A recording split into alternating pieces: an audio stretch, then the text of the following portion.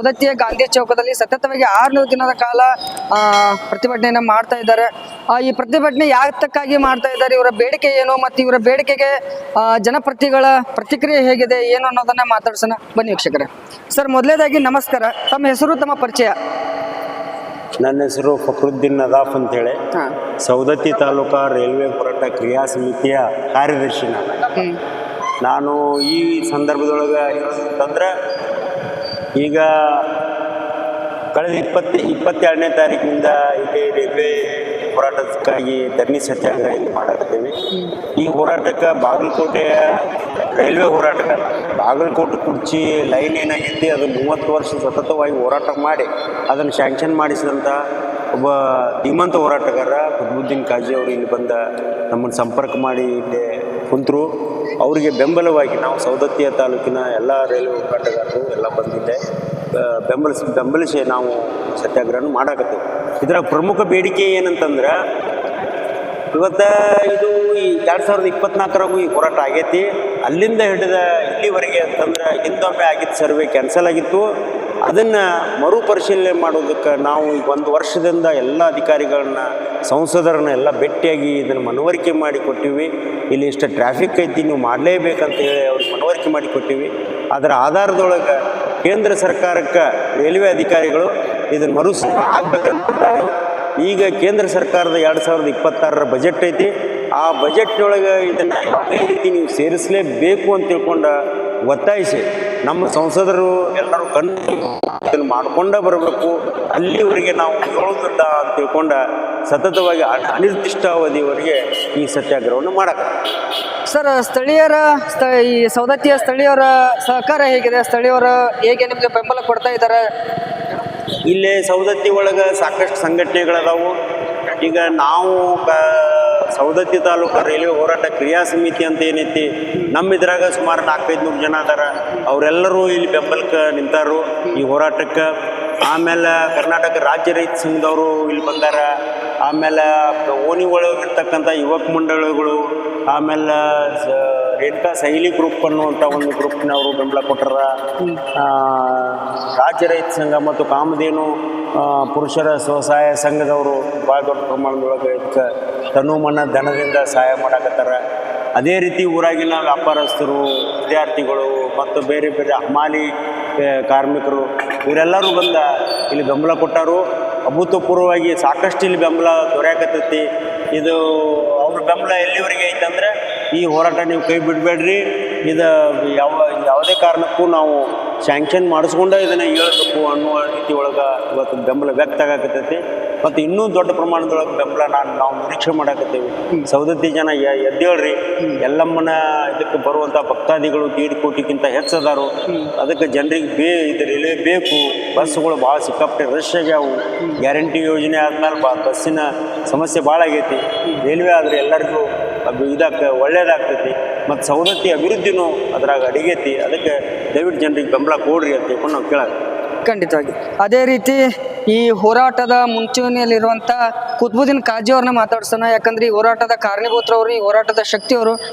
Sir, ನಮಸ್ತೆ. ಮೊದಲನೇದಾಗಿ ನಿಮ್ಮನ್ನ ಸಾಕಷ್ಟು ಹೋರಾಟಗಳಲ್ಲಿ, ವಿಭಿನ್ನವಾದಂಥ ಪ್ರತಿಭಟನೆಗಳಲ್ಲಿ ನಾನು ನಿಮ್ಮನ್ನು ಸಾಕಷ್ಟು ಸರಿ ನೋಡಿದ್ದೀನಿ. ನಿಮ್ಮದೇ ಆದಂಥ ಒಂದು ಶೈಲಿಯಲ್ಲಿ, ನಿಮ್ಮದೇ ಆದಂಥ ಒಂದು ಧ್ವನಿಯನ್ನು ಎತ್ತಾ ಇದ್ದೀರಿ. ಈ ಗಾಂಧಿ ಚೌಕದಲ್ಲಿ ಇವತ್ತು ನಿಮ್ಮ ಹೋರಾಟ 6 ದಿನ ಕಾಲಿಡ್ತಿದೆ. ಜನಪ್ರತಿನಿಧಿಗಳ ಪ್ರತಿಕ್ರಿಯೆ ಹೇಗಿದೆ ಮತ್ತು ಸಾರ್ವಜನಿಕರ ಪ್ರತಿಕ್ರಿಯೆ ಹೇಗಿದೆ? ಏನು ಕಾರ್ಯಕ್ರಮದ, ನಿಮಗೆ ಏನು ಬೇಡಿಕೆ ನಿಮ್ಮದು? ನಾನು ಒಂದು 30-32 ವರ್ಷದ ಒಂದು ರೈಲ್ವೆ ಅಭಿವೃದ್ಧಿಯ ಹೋರಾಟದ ಇತಿಹಾಸದಲ್ಲಿ ನಾನು ಒಂದು ಊರು, ಒಂದು ಭಾಗದ ಚಿಂತೆ ಮಾಡಿಲ್ಲ. ನಾವು ಯಾವಾಗಲೂ ನಮ್ಮ ಕರ್ನಾಟಕ, ಆಮೇಲೆ ನಮ್ಮ ಉತ್ತರ ಕರ್ನಾಟಕ, ಲೋಕಾಪುರದಿಂದ ಧಾರವಾಡ ರೈಲ್ವೆ ಮಾರ್ಗ ಆದರೆ ಇದು ಅಖಂಡ ಉತ್ತರ ಕರ್ನಾಟಕದ ಅಭಿವೃದ್ಧಿಯ ಜೀವನಾಡಿ. ಈ ಯೋಜನೆ ಕಾರ್ಯರೂಪಕ್ಕೆ ಬಂದರೆ ಉತ್ತರ ಕರ್ನಾಟಕದ ಸುವರ್ಣ ಯುಗ ಪ್ರಾರಂಭ ಆಗೋದರಲ್ಲಿ ಎರಡು ಮಾತಿಲ್ಲ. ಆ ಚಿಂತನೆಯನ್ನು ತಗೊಂಡು ನಾನು ಕುರ್ಚಿ ಬಾಗಲಕೋಟೆ ರೈಲ್ವೆ ಮಾರ್ಗದ ಹೋರಾಟ ಪ್ರಾರಂಭ ಮಾಡಿದಾಗ ಜನ ನಗ್ತಿದ್ರು. ಆದರೆ ಒಂದು ಪರಿಣಾಮಕಾರಿ ಹೋರಾಟ ಮಾಡಿದ ಪ್ರತಿಫಲವಾಗಿ ಇವತ್ತು ಆ ಮಾರ್ಗ ಕಾಮಗಾರಿ ಪ್ರಾರಂಭದ ಲೋಕಾಪುರಕ್ಕೆ ಗಾಡಿ ಬಂದ ನಿಂತೈತಿ. ಅದರಂತೆ ಲೋಕಾಪುರದಿಂದ ಧಾರವಾಡಕ್ಕೆ ಆದರೆ ಈ ಮಾರ್ಗ ಮಧ್ಯದೊಳಗೆ ಎಲ್ಲ ಧಾರ್ಮಿಕ ಸ್ಥಳಗಳ ಒಂದು ಪ್ರಾಮುಖ್ಯತೆ ಹೊಂದಿರತಕ್ಕಂಥ ಸೌದತ್ತಿ ಯಲ್ಲಮ್ಮ ಕೋಟ್ಯಾಂತರ ಜನ ಬರುವ ಹೋಗುವಿಕೆ ಇದೆ. ಅದರಂತೆ ಸಿರಸಂಗಿ ಕಾಳಮ್ಮ, ರಾಮ ಭಕ್ತೆ, ಶಬರಿ ಸೂರ್ಯಬಾನ್ ಅಂತಲೇ ಅದು, ಅಲ್ಲಿನೂ ಕೂಡ ದೇಶ ವಿದೇಶ ಪ್ರದೇಶಗಳಿಂದ ಕೂಡ ಅಲ್ಲಿ ಭಕ್ತರು ಬರುವ ಹೋಗೋಕೆ ಇದೆ. ಅದರಂತೆ ಗೊಡಚಿ ವೀರಭದ್ರೇಶ್ವರ ದೇವಸ್ಥಾನ, ಅಲ್ಲಿಯೂ ಕೂಡ ಭಕ್ತಾದಿಗಳ ಸಮವನ್ನೇ ಬರುವುದು ಹೋಗ್ತದೆ. ಇವೆಲ್ಲ ಭಕ್ತಾದಿಗಳು ಬಡ ಭಕ್ತಾದಿಗಳು ಅದಾರ, ಶ್ರೀಮಂತ ಭಕ್ತಾದಿಗಳು ಇಲ್ಲ. ಅದರ ಪರ ರಾಜ್ಯದಿಂದ ಬರುವಂಥ ಭಕ್ತಾದಿಗಳಿಗೆ ರೈಲ್ವೆ ಸೌಲಭ್ಯ ಇದ್ದರೆ ಭಾಳ ಅನುಕೂಲ. ಇಲ್ಲಾಂದರೆ ಅವರು ತಾವೆಲ್ಲ ಗೊತ್ತೈತಿ, ಸೌದತ್ತಿ ಒಳಗೆ ಅಮಾವಾಸ್ಯೆ ಹುಣ್ಣಿಮೆ ಜಾತ್ರೆ ಟೈಮ್ದೊಳಗೆ ಎಷ್ಟು ಇಲ್ಲಿ ಜನದಟ್ಟಣೆ ಆಗಿ ಜನ ಪರದಾಡ್ತಾರೆ. ಈ ಭಾಗದ ಜನರಿಗೆ ಟ್ರಾಫಿಕ್ದು ಭಾಳ ಪ್ರಾಬ್ಲಮ್ ಅದ. ಇವೆಲ್ಲನ ಮನಗಂಡು ಸರ್ಕಾರ ಈ ಯೋಜನೆ ಲೋಕಾಪುರ ಟು ಧಾರವಾಡ ಏನು ಯೋಜನೆ ಅದ, ಇವೆಲ್ಲ ತಮ್ಮ ಗಮನದಲ್ಲಿ ಇಟ್ಕೊಂಡು ಇದೇ ಬಜೆಟ್ 2026ರ ಕೇಂದ್ರ ಮುಂಗಡ ಪತ್ರದಲ್ಲಿ ಈ ಯೋಜನೆ ಅನುಷ್ಠಾನಗೊಳಿಸ್ಬೇಕಂತೇಳಿ ಒತ್ತಾಯ ಮಾಡಕ್ಕೆ, ಸರ್ಕಾರದ ಗಮನ ಸೆಳೆಯಕ್ಕೆ ನಾವು ಪ್ರಯತ್ನ ಮಾಡಕತ್ತೀವಿ. ಈಗಾಗಲೇ 19ರಾಗ ಇದು ಯೋಜನೆ ರಿಜೆಕ್ಟ್ ಆಗಿತ್ತು, ಅಂದ್ರೆ ರದ್ದುಗೊಳಿಸಲಾಗಿತ್ತು. ಮಾನ್ಯ ಜಗದೀಶ್ ಶೆಟ್ಟರ್ ಅವರ ಈ ಭಾಗದ ಸಂಸದರವರ ಭಾಳ ಕೋಆಪರೇಷನ್ ಕೊಟ್ಟಾರ ಅವರು. ಅವ್ರ ಹತ್ರ ನಾವು ಹೋಗಿ ರಿಜೆಕ್ಟ್ ಯಾಕಾಯ್ತು, ರಿಜೆಕ್ಟ್ ಆಗುವ ಅವಕಾಶ ಈ ಯೋಜನೆಗೆ ಇಲ್ಲ ಅನ್ನುವಂಥದ್ದನ್ನು ದಾಖಲೆ ಅಂಕಿ ಸಂಖ್ಯೆ ಸಮೇತ ನಾವು ಜಗದೀಶ್ ಶೆಟ್ಟರ್ ಅವ್ರಿಗೆ ಮನವರಿಕೆ ಮಾಡಿದಾಗ ಅವರು ಸ್ವತಃ ರೈಲ್ವೆ ಅಧಿಕಾರಿಗಳ ಒಂದು ಸಭೆ ಕರೆದು ಇವು ಕಾಜು ಅವರು ಹೇಳೋದು ಸುಳ್ಳೈತೋ ಕರೆ ಐತೋ ಅಂತೇಳಿ ಸಿದ್ಧ ಮಾಡಿದರು. ಕರೆ ಐತೆ ಅನ್ನುವಂಥ ಸಿದ್ಧ ಆದಾಗ 19ರಾಗ ಏನು ಸರ್ವೆ ಆಗಿತ್ತು ಅದೇ ಸರ್ವೆ ಮೇಲೆ ಅವರು ರಿಜೆಕ್ಟ್ ಮಾಡಿದ್ದು ಏನು ಪಾಯಿಂಟ್ಸ್ ಅದಾವು ಅದು ಅಲ್ಲಗಳದು ಇದೇ ಬಜೆಟ್ನಾಗ ಸೇರ್ಪಡೆಗೊಳಿಸಾಕ ಸಾಧ್ಯತೆ ಐತಿ. ಜಗದೀಶ್ ಶೆಟ್ಟರ್ ಅವರು ಪ್ರಹ್ಲಾದ್ ಜೋಶಿ ಅವರು ಇವರು ಇಬ್ಬರು ಸೇರಿ ಸರ್ಕಾರದ ಮೇಲೆ ಪ್ರಭಾವ ಬೀರಿದ್ರೆ ಇದೇ ಬಜೆಟ್ ಒಳಗೆ ಅದು ಸ್ಯಾಂಕ್ಷನ್ ಆಗತ್ತೆ. 3 ವರ್ಷದೊಳಗಾಗಿ ಇಲ್ಲೇ ರೈಲು ಬರ್ತೈತಿ ಅನ್ನುವಂಥ ವಿಶ್ವಾಸ ನನಗತ್ತೆ. ಅದಕ್ಕೆ ಜನಪ್ರತಿನಿಧಿಗಳು ಸರ್ಕಾರ ಮನಸ್ಸು ಮಾಡಬೇಕು. ಇಲ್ಲಿ ಏನು ಭಕ್ತಾದಿಗಳು ಬರ್ತಾರ ರಾಜ್ಯ ಪರರಾಜ್ಯ ಅವರ ಮೇಲೆ ಅನುಕಂಪ ತೋರಿಸ್ಬೇಕು. ಭಾಳಷ್ಟು ತೊಂದರೆಗಳೊಳಗದಾರ ಭಕ್ತಾದಿಗಳು. ಆ ಒಂದು ತೊಂದರೆಯನ್ನು ನಿವಾರಿಸುವಾಗ ಪ್ರಾಮಾಣಿಕ ಪ್ರಯತ್ನ ನಮ್ಮ ಜನಪ್ರತಿನಿಧಿಗಳು ಮಾಡಬೇಕಂತ ಹೇಳಿ ನಾನು ಹೇಳ್ಬೋದು. ಈಗ ಸತತವಾಗಿ ನೀವು 6ನೇ ದಿವಸ ನಿಮ್ಮ ಪ್ರತಿಭಟನೆ ಇವತ್ತಿಗೆ 6 ದಿವಸಗಳಾಯ್ತು. ಈ 6 ದಿವಸದಲ್ಲಿ ಈ ಜನಪ್ರತಿನಿಧಿಗಳು ಯಾರಾದರೂ ಬಂದು ನಿಮ್ಮ ಹತ್ರ ಮಾತಾಡಿಸಿ ನಿಮ್ಮ ಮನವಿಯನ್ನು ಮೇಲವರಿಗೆ ತಿಳಿಸ್ತೇವೆ ಅಥವಾ ನಿಮ್ಗೆ ಏನಾದರೂ ಈ ಹೋರಾಟವನ್ನು ಕೈ ಬಿಡಿ ಮಾತಾಡ್ತೀವಿ ಅಂತ ಏನಾದರೂ ಬಂದು ಇವತ್ತಿಗೂ ಮಾತಾಡಿದ್ದಾರೆ? ನಮ್ಮ ಮನವಿ ಕೊಡೋ ಪ್ರಶ್ನೆನೇ ಬಂದಿಲ್ಲ. ಮನವಿ ಕೊಡೋದು ಮನವರಿಕೆ ಮಾಡೋದು ಎಲ್ಲ ಆಗಿ ಹೋಗಿದೆ. ಅದರಂತೆ ಸೌತ್ ವರ್ಷನಲ್ಲಿ SWR ಅಂದ್ರೆ ಹುಬ್ಬಳ್ಳಿ ವಲಯದಿಂದ ಎಲ್ಲ ಮನವಿ ಮತ್ತು ಮನವರಿಕೆ ಮಾಡಿಕೊಂಡು ಯೋಜನೆ ಅನುಷ್ಠಾನಗೊಳಿಸುವ ಹಂತದಲ್ಲಿ ಅದ. ಅದು ಈ ಕೇಂದ್ರ ಸರ್ಕಾರ ಆ ವರದಿಯನ್ನು ತರಿಸ್ಕೊಂಡು ಈ ಕೇಂದ್ರ ಬಜೆಟ್ ಒಳಗೆ ಶಾಂಕ್ಷನ್ ಮಾಡುವ ಒಂದ ಬಾಕಿ ಉಳಿದೈತಿ. ಉಳ್ಕಿದ್ದು ಸರ್ವೆ 19ರಾಗ ಆಗೈತಿ. ಮತ್ತೊಮ್ಮೆ ಸರ್ವೆ ಮಾಡುವ ಪ್ರಕರಣ ಬರಂಗಿಲ್ಲ. ಈಗ ಯಾಕೆ ರದ್ದಾಗಿತ್ತು ಅವು ಎಲ್ಲ ಉದಾಹರಣೆಗಳನ್ನು ನಾವು ನಮ್ಮ ಮಾನ್ಯ ಸಂಸದರು ಜಗದೀಶ್ ಶೆಟ್ಟರ್ ಅವ್ರ ಮುಖಾಂತರ ರೈಲ್ವೆ ಇಲಾಖೆ ಮನವರಿಕೆ ಮಾಡಿಕೊಡಲಾಗಿದೆ. ಮತ್ತೊಮ್ಮೆ ಸರ್ವೆ ಮಾಡುವ ಪ್ರಕರಣ ಬರಂಗಿಲ್ಲ. ಯೋಜನೆ ಅನುಷ್ಠಾನಗೊಳಿಸುವುದು ಅಷ್ಟೇ ಐತಿ. ಇವರು ನಮ್ಮ ರಾಜಕಾರಣಿಗಳು ಪ್ರಭಾವ ಇದ್ದರೆ ಈ ಬಜೆಟ್ನಾಗ 1 ಕೋಟಿ 2 ಕೋಟಿ ರೂಪಾಯಿ ಇಟ್ಟರೆ ಅದು ಆಟೋಮೆಟಿಕ್ಲಿ ಫೈನಲ್ ಲೊಕೇಶನ್ ಸರ್ವೆ ಅಂತಾರೆ, ಅಂತಿಮ ಸಮೀಕ್ಷಾ ವರದಿ. ಅದನ್ನು ಮಾಡೋಕೆ ಅವಕಾಶ ಐತಿ, ಅದನ್ನು ಮಾಡಬೇಕು. ಈಗ ಅಕಸ್ಮಾತ್ ಈಗ ನಿಮ್ಮ ಹೋರಾಟಕ್ಕೆ ಜನಪ್ರತಿನಿಧಿಗಳು ಸ್ಪಂದಿಸ್ತಾ ಇದ್ರೆ ನಿಮ್ಮ ಮುಂದಿನ ಹೋರಾಟ ಹೇಗಿರುತ್ತದೆ? ನಿಮ್ಮ ಮುಂದಿನ ಹೆಜ್ಜೆ ಏನು, ನಡೆ ಏನು? ನಮ್ಮ ಹೋರಾಟಕ್ಕೆ ಜನಪ್ರತಿನಿಧಿಗಳು ಸ್ಪಂದನೆ ಮಾಡತ್ತಾರ, ನಮಗೆ ವಿಶ್ವಾಸ ಅದ. ನಮ್ಮದು ಕೇಂದ್ರದ ಗಮನ ಸೆಳೆಯುವಂಥದ್ದು. ಅದಕ್ಕೆ ನಾನು ಎಲ್ಲಮ್ಮನ ಸುಪುತ್ರನಾಗಿ ಪರಶುರಾಮನ ವೇಷದಲ್ಲಿ ಯಾಕೆ ಬಂದೆ ಅಂದರೆ ಸರ್ಕಾರ ಎಚ್ಚರಗೊಳ್ಳಿ, ಸರ್ಕಾರಕ್ಕೆ ಮನವರಿಕೆ ಆಗಲಿ, ಸರ್ಕಾರಕ್ಕೆ ಈ ಮಾರ್ಗ ಬಹಳ ಮಹತ್ವ ಐತೆ ಅನ್ನುವಂಥದ್ದನ್ನು ತಿಳಿಲಿ ಅನ್ನುವಂಥ ಮಾತಲ್ಲಿ ನಾನು ಬಂದು ಈಗಾಗಲೇ ಆ ಒಂದು ಪರಶುರಾಮ ವೇಷ ಕೇಂದ್ರ ಸರ್ಕಾರಕ್ಕೆ ಮುಟ್ಟಿದೆ. ಅಂದ್ರೆ ಇದು ಲೋಕಾಪುರ ಟು ಧಾರವಾಡ ರೈಲ್ವೆ ಮಾರ್ಗಕ್ಕೆ ಬೇಡಿಕೆ ಭಾಳ ಹೆಚ್ಚಾಗಿದೆ. ಭಕ್ತಾದಿಗಳ ಭಾಳ ತೊಂದರೆದಾಗದಾರ. ಅವರ ಒಂದು ತೊಂದರೆಯನ್ನು ನಿವಾರಿಸ್ಬೇಕಂತ ಹೇಳಿ ಈಗಾಗಲೇ ಮನವರಿಕೆ ಆಗಿದೆ. ನಮ್ಗೆ ವಿಶ್ವಾಸ ಐತಿ ಇದೇ ಬಜೆಟ್ ಒಳಗೆ ಇದು ಅನುಷ್ಠಾನಕ್ಕೆ ಬರ್ತೈತಂತೆ. ಆದ್ರೆ ನಮ್ಮ ಪ್ರತಿನಿಧಿಗಳು ಅಂದ್ರೆ ಜಗದೀಶ್ ಶೆಟ್ಟರ್ ಅವರು, ಪ್ರಹ್ಲಾದ್ ಜೋಶಿ ಅವರು, ಅವರಿಬ್ಬರು ಪ್ರಯತ್ನ ಮಾಡಿದ್ರೆ ಆಗತ್ತಂತ ವಿಶ್ವಾಸ ಐತಿ. ಅವ್ರು ಮಾಡ್ರಿ ಅಂತ ಅವ್ರಿಗೆ ಮನವಿ ಮಾಡ್ಕೊತೀನಿ ಕಳಕಳಿಯಿಂದ. ಆ ಭಕ್ತಾದಿಗಳ ಸಲುವಾಗಿ, ಈ ನಮ್ಮ ಭಾಗದ ಸಲುವಾಗಿ, ನಮ್ಮ ಉತ್ತರ ಕರ್ನಾಟಕದ ಅಭಿವೃದ್ಧಿ ಸಲುವಾಗಿ, ನಮ್ಮ ಉತ್ತರ ಕರ್ನಾಟಕದ ಸ್ವರ್ಣ ಯುಗ ಪ್ರಾರಂಭ ಆಗಕ್ಕೆ ನೀವು ಪ್ರತ್ಯೇಕ ಉತ್ತರ ಕರ್ನಾಟಕ ಬೇಡ್ತಾರ ಅವ್ರಿಗೊಂದು ಚಾಟಿ ಬೀಸ್ದಾಗ ಆಗತ್ತಂತ ಹೇಳಿ ನಮ್ಮ ಸಂಸದರಿಗೆ ನಾ ಹೇಳಕ್ಕೆ ಇಚ್ಛಾ ಪಡ್ತೇನೆ. ಅಂದ್ರೆ ಉತ್ತರ ಕರ್ನಾಟಕವನ್ನ ಈ ರೈಲು ಒಂದು ಆದ್ರೆ ಅಭಿವೃದ್ಧಿ ಮಾಡೋಕೆ ಮೊದಲನೇ ಹೆಜ್ಜೆ ಅಂತ ಹೇಳ್ತಿದ್ರಿ. ಖಂಡಿತ ಈ ರೈಲ್ವೆ ಮಾರ್ಗ ಆದರೆ ನಾನು ನಿಮ್ಗೆ ಹೇಳ್ತೀನಿ, ಬಾಗಲಕೋಟೆ ಇಲ್ಲ ವಿದ್ಯಾಕಾಶಿ ಧಾರವಾಡಕ್ಕೆ ಹೈಕೋರ್ಟ್ ಪೀಠ ಐತಿ. ಆಮೇಲೆ ವಾಣಿಜ್ಯ ನಗರಿ ಹುಬ್ಬಳ್ಳಿ ಐತಿ. ಈ ಭಾಗದ ಸೌದತ್ತಿ, ರಾಮದುರ್ಗ, ಸಿರ್ಸಂಗಿ, ಸೋರೆಬಾಣ, ಲೋಕಾಪುರ ಮತ್ತು ಮುದೋಳ, ಜಮಖಂಡಿ, ರಪ್ಕೈ, ಬನಹಟ್ಟಿ, ಮಾಲಿಂಗಪುರ, ತೇರ್ದಾಳ ಈ ಭಾಗದ ಎಲ್ಲ ಜನರಿಗೆ ಉದ್ಯೋಗ ನಗರಿ, ವಿದ್ಯಾನಗರಿ, ಆಮೇಲೆ ಹೈಕೋರ್ಟ್ ಪೀಠ ಇವೆಲ್ಲದಕ್ಕೆ ಹೋಗಕ್ಕೆ ಬರಕ್ಕೆ ಅನುಕೂಲ ಆಗತ್ತೆ.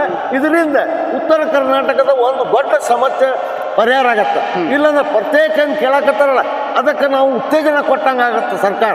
ಇದನ್ನು ಮಾಡಿದರೆ ಸ್ವಲ್ಪ ಮಟ್ಟಿಗೆ ದಮನ ಆಗ್ಬಹುದು. ನೋಡಿದ್ರಲ್ಲ ವೀಕ್ಷಕರೇ, ಅದೇ ರೀತಿ ಹೋರಾಟದ ಬಗ್ಗೆ ಸಾರ್ವಜನಿಕರ ಪ್ರತಿಕ್ರಿಯೆ ಹೇಗಿದೆ, ಸಾರ್ವಜನಿಕರ ಬೆಂಬಲ ಹೇಗಿದೆ ಅನ್ನೋದನ್ನ ಸಾರ್ವಜನಿಕರ ಜೊತೆ ಮಾತಾಡೋಣ. ಸರ್ ನಮಸ್ತೆ. ಮೊದಲನೇದಾಗಿ ತಮ್ಮ ಹೆಸರು?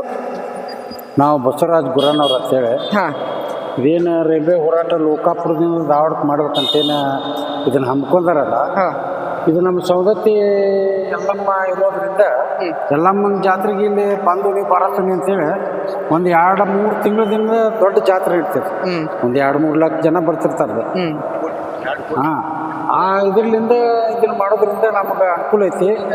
ಈ ಹೋರಾಟ ನಾವು ಎಲ್ಲರೂ ಕುರಿಕಾರ ಮುಂದುವರ್ತೇವೆ ಅಂತೇಳಿ ನಮ್ದು ಒಂದು ಅನಿಸಿಕೆ. ಅಂದ್ರೆ ಎಲ್ಲ ಈ ಸೌದತ್ತಿ ಭಾಗದ ಸುತ್ತಮುತ್ತ ಜನರಿಂದ ಬೆಂಬಲ ಇದೆ. ಐತಿ ಎಲ್ಲರದು ಐತಿ. ಮಾನ್ಯ MLA ಅವರು ಬಂದು ಹೇಳಿದಾರ. ಹಾಂ, ಆಗ ಜನವರಿ 26 ಟೈಮ್ದಾಗ ಇಲ್ಲಿ ಬಂದು ಕ್ಯಾರ ಅವರು ಕುಂತು ಹೇಳೋರು, ಇದಕ್ಕೆ ಏನೋ ಬಂದ್ರು ನಾ ಬೆಂಬಲ ಕೊಡ್ತೇನೆ ಅಂತ ಹೇಳ್ಯಾರ. ಅವರು ಹೇಳಿದ್ದಾರೆ. ಸ್ಥಳೀಯ ಶಾಸಕರು ಬೆಂಬಲ ನೀಡಿದ್ದಾರೆ. ಖಂಡಿತ. ನೋಡಿದ್ರಲ್ಲ, ಇಟ್ಟಂತ ಹೋರಾಟದ ಬಗ್ಗೆ ಸಾರ್ವಜನಿಕರ ಪ್ರತಿಕ್ರಿಯೆ ಹೇಗಿದೆ ಅಂತಂದ್ರೆ, ಈ ಕಡೆ ಅವರ ಆವೇಶ ಅಂತ ಹೇಳ್ಬೇಕು ಅಥವಾ ಆಕ್ರಂದನ ಅಂತ ಹೇಳ್ಬೇಕು ತಿಳಿತಾ ಇಲ್ಲ. ಯಾಕಂತಂದ್ರೆ ಇಷ್ಟು ವರ್ಷಗಳ ಕಾಲ ಸವದತ್ತಿ ಪ್ರಾಮುಖ್ಯತೆ ಇಷ್ಟಿದ್ರು ಕೂಡ ಇವತ್ತಿಗೂ ರೈಲ್ವೆ ಆಗಿಲ್ವಲ್ಲ ಸರ್ ಅಂತ ಹೇಳ್ಕ್ಯಾರ ಅವರು ಗೋಳು ಇಡೋದನ್ನ ನೋಡಿ ರಾಜಕಾರಣಿಗಳು ಖಂಡಿತವಾಗ್ಲೂ ಇದ್ರ ಬಗ್ಗೆ ಪ್ರತ್ಯೇಕ ಆಸಕ್ತಿಯನ್ನು ತಗೊಳ್ಳೇಬೇಕು. ಈ ಸಾರ್ವಜನಿಕರು ಏನಂತಾರೆ ಕೇಳೋಣ. ಸರ್, ಹೇಗೆ ಅನಿಸ್ತಿದೆ ನಿಮಗೆ ರೈಲ್ವೆ ಬಗ್ಗೆ? ಈಗ ಹೋರಾಟ ನಡೀತಿದೆ, ಇದ್ರ ಪ್ರತಿಕ್ರಿಯೆ ಏನು, ನಿಮಗೆ ಏನು ಅನಿಸ್ತಿದೆ? ಸರ್, ಸವದತ್ತಿಯಲ್ಲಿ ಪ್ರಸಿದ್ಧ ಯಲ್ಲಮ್ಮ ದೇವಸ್ಥಾನ ಇರೋದ್ರಿಂದ ಸುಮಾರು ಪ್ರತಿ ವರ್ಷಕ್ಕೆ 1 ಕೋಟಿಗಿಂತ ಹೆಚ್ಚಿನ ಜನ ಆಗಮಿಸುತ್ತಾರೆ. ಆದ ಕಾರಣ ಸವದತ್ತಿಗೆ ರೈಲ್ವೆ ಅವಶ್ಯಕತೆ ಇರುತ್ತದೆ.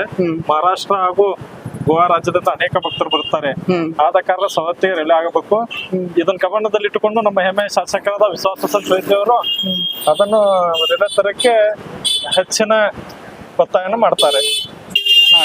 ಇದು ಸಾರ್ವಜನಿಕರ ಮಾತುಗಳು. ಹಾಗೆ ಹೋರಾಟದ ಬಗ್ಗೆ ಇನ್ನೂ ಒಂದಿಷ್ಟು ಸಾರ್ವಜನಿಕರನ್ನ ಮಾತಾಡ್ಸುವಂತ ಪ್ರಯತ್ನ ಮಾಡೋಣ. ಅದೇ ರೀತಿ ಈ ಕಾಲೇಜು ವಿದ್ಯಾರ್ಥಿಗಳನ್ನ ಮಾತಾಡ್ಸುವಂತ ಒಂದು ಪ್ರಯತ್ನ ಮಾಡ್ತಾ ಇದ್ದೇನೆ.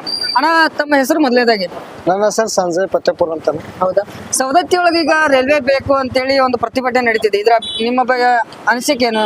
ನಮ್ಮ ಮನ್ಸಿಗೆ ರೈಲ್ ಮಾಡಿದ್ರೆ ಭಾಳ ಚಲೋ ಆಕೈತನ. ಯಾಕಂದ್ರೆ ಸ್ವಲ್ಪ ಕಾಲೇಜಿಗೆ ಹೋಗಾಕ, ಧಾರವಾಡದಿಂದ ಕಾಲೇಜ್ಗೆ ಹೋಗಾರಲ್ಲ, ಅವ್ರಿಗೆ ಭಾಳ ಪ್ರಾಬ್ಲಮ್ ಆಗತ್ತ. ಬಸ್ ರಶ್ ಇದ್ದಕ್ಕೆ ಅದಕ್ಕೆ ರೈಲ್ವೆ ಮಾಡಿದ್ರೆ ಇಲ್ಲಿಂದ ಹೋಗಾಕ್ ಬರೋಕ್ ಭಾಳ ಅನುಕೂಲ ಆಕತ್ನ. ಹಿಂಗಾಗಿ ರೈಲ್ವೆ ಮಾಡ್ಬೇಕು ಅನ್ನೋದು ನಮ್ದು. ಅಂದ್ರೆ ಈ ಹೋರಾಟಕ್ಕೆ ನಿಮ್ಮ ಬೆಂಬಲ ಸೂಚಿಸ್ತಾ ಇದ್ದೀರಿ? ಹಾ, ನಮ್ಮ ಬೆಂಬಲ ಸೂಚಿಸ ಮಾಡಿದ್ರ ಭಾಳ ಚಲೋ ಆಕತ್ತನ. ಮತ್ತ ಎಲ್ಲಂಬುಡಕ್ಕೂ ರಶ್ ಭಾಳ, ಹಿಂಗಾಗಿ ಬಸ್ ದಿನ ರಶ್ ಆಗ ಬರ್ತಾವ. ಅದಕ್ಕೆ ಅಡ್ಡಾಡಕತ್ತಿ ನಮ್ಗ ಭಾಳ ತೊಂದರೆ ಆಗತ್ತೆ ಕಾಲೇಜಿಗೆ. ಹಿಂಗಾಗಿ ರೈಲ್ವೆ ಮಾಡಿದ್ರೆ ನಾವು ಸರಳವಾಗಿ ಅಡ್ಡಾಡ್ಬೋದು. ಇದು ಕಾಲೇಜ್ ವಿದ್ಯಾರ್ಥಿಗಳು ಕೂಡ ಬೇಡಿಕೆನೂ ಕೂಡ ಅದೇ ಆಗಿದೆ. ರೈಲ್ವೆ ಬೇಕೇ ಬೇಕು, ಯಾರನ್ನೇ ಕೇಳಿದ್ರು ಕೂಡ ಸವದತ್ತಿಗೆ ರೈಲ್ವೆ ಬೇಕೇ ಬೇಕು ಅಂತ ಹೇಳ್ತಾ ಇದ್ದಾರೆ. ಅದೇ ರೀತಿ ಮತ್ತೊಬ್ಬರನ್ನ ಮಾತಾಡ್ಸೋಂತ ಪ್ರಯತ್ನ ಮಾಡೋಣ ಬನ್ನಿ. ಬೇಕ್ರಿಪ್ಪ ಎಲ್ಲಾರು ಮಕ್ಕಳು. ಅದೇ ರೀತಿ ಇಲ್ಲಿ ಹಿರಿಯರನ್ನ ಮಾತಾಡ್ಸೋಣ. ಕಾಕಾರ ನಮಸ್ತೆ. ನಮಸ್ಕಾರ. ಮೊದಲನೇದಾಗಿ ತಮ್ಮ ಹೆಸರು? ಪ್ರಭುನವ್ರು ಸವದತ್ತಿ ಅವರು. ಹೌದು ಸರ್, ಇಲ್ಲೇ ಉದಗುಣಿ ಅವ್ರ. ಹೌದಾ? ಈಗ ಈ ಸವದತ್ತಿಗೆ ರೈಲ್ವೆ ಬೇಕು ಅಂತೇಳಿ ಒಂದು ಹೋರಾಟ ನಡೆದಿದೆ. ಹ್ಞೂ ಈ ಈ ಹೋರಾಟಕ್ಕೆ ನಿಮ್ಮ ಬೆಂಬಲ ಮತ್ತು ನೀವು ಏನ್ ಹೇಳಿಕ್ ಇಷ್ಟಪಡ್ತೀರಿ? ರೈಲ್ ಬೇಕಾ ಬೇಡವಾ? ರೈಲ್ವೆ ಬೇಕ್ರಿಪ್ಪ ನಮಗ. ಅಂದ್ರೆ ನಮಗೆಲ್ಲರಿಗೆ ಅನುಕೂಲ ಆಕತೆ. ನಮ್ಮ ಹದ್ದಿಗೆ ಎಲ್ಲ ಮುಂದ್ ದೇವಸ್ಥಾನ ಐತಿ. ದೇವಸ್ಥಾನಕ್ಕೆ ಬಾಳ ಮಂದಿ ಜನಸಂಖ್ಯೆ ಕೋಟ್ಯಾನುಗಟ್ಲೆ ಬರ್ತೈತಿ. ಅವ್ರಿಗೆಲ್ಲ ಅನುಕೂಲ ಆಕತಿ, ಮತ್ತ ನಮಗೂ ಅನುಕೂಲ ಆಕತಿ. ನಮ್ಮ ಮಕ್ಕಳು ಮರಿ ಶಾಲೆಗೆ ದಾಡು ಬೆಳಿಗ್ಗೆ ಅಲ್ಲಿ ಇಲ್ಲಿ ಹೋಗಾಕದು ಎಲ್ಲ ಅನುಕೂಲ ಆಕತ್ರಿ. ರೈಲ್ವೆ ಅದ್ಭುತವಾಗಿ ಆ ಮಿನಿಸ್ಟರ್ ಯಾರದಾರ ನಮ್ಗೆ ಅವ್ರ ಪರಿಚಯ ಇಲ್ಲ, ಅವ್ರಿಗೆ ಹೇಳ್ತೇವು, ಹೇಳಿ ಕಾಸ ರೈಲ್ವೆ ಬರುವಂಗ ಮಾಡ್ರಿಪ್ಪ ಅಂತ ಹೇಳ್ತೇವ್ ನೋಡ್ರಿ.